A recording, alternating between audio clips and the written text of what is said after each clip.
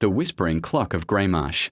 In the remote marshlands of Greymarsh, where the fog hung low like folded curtains, stood an abandoned watchmaker's cottage.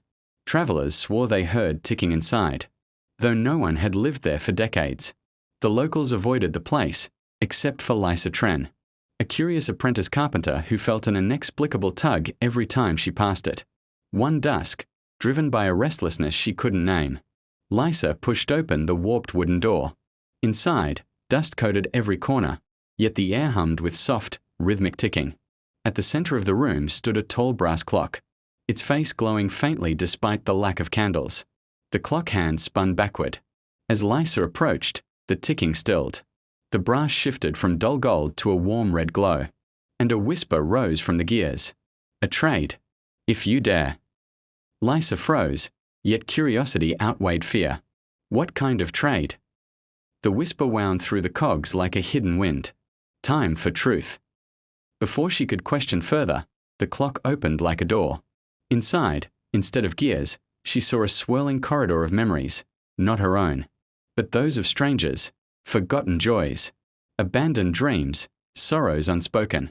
She stepped in. Instantly, she found herself standing in the marsh years earlier, watching a younger version of her father leaving the village. In the middle of the night, everyone had told her he'd simply disappeared.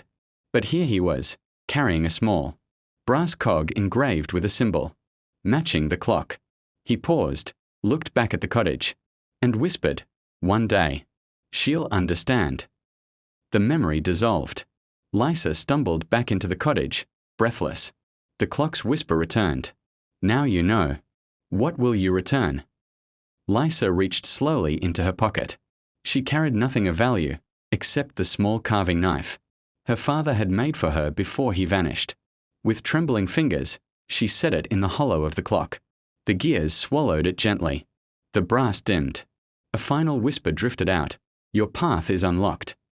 When Lysa stepped outside, the marsh fog parted like a curtain, revealing a narrow trail she had never seen before.